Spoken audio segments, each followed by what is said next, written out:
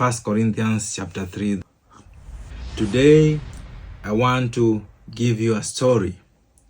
And this story is about one man.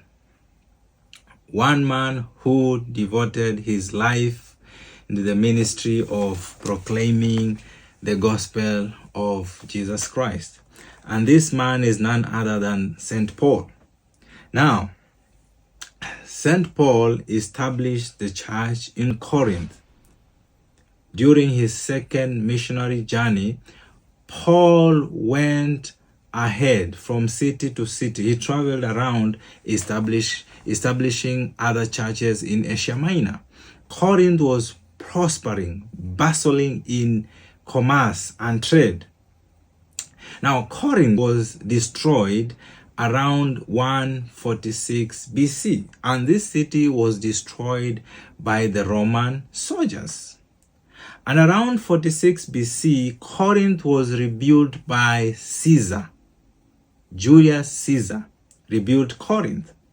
And Corinth became the capital city of the province of Achaia.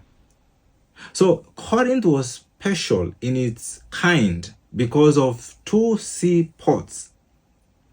So because of this, we find that Corinth attracted many people, traders from all over the ancient cities. Because of this, Corinth established many temples, mostly dedicated to the pagan worship.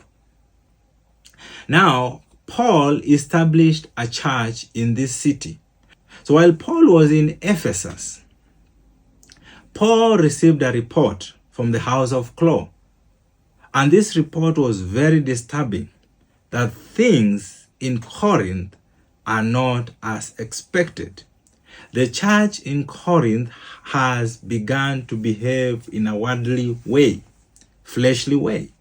So Paul dedicated his time in Ephesus into writing this letter to the Corinthian church.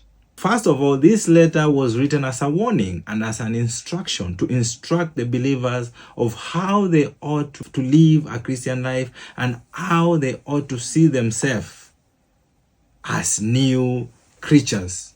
Hallelujah. So among the conflicts that arose in Corinth, one of them was regarding leadership, comparing between Paul, Apollos, and Cephas, which is Peter. Some say they belong to Peter, some say they belong to Paul, some say they belong to Apollos, some to Christ himself.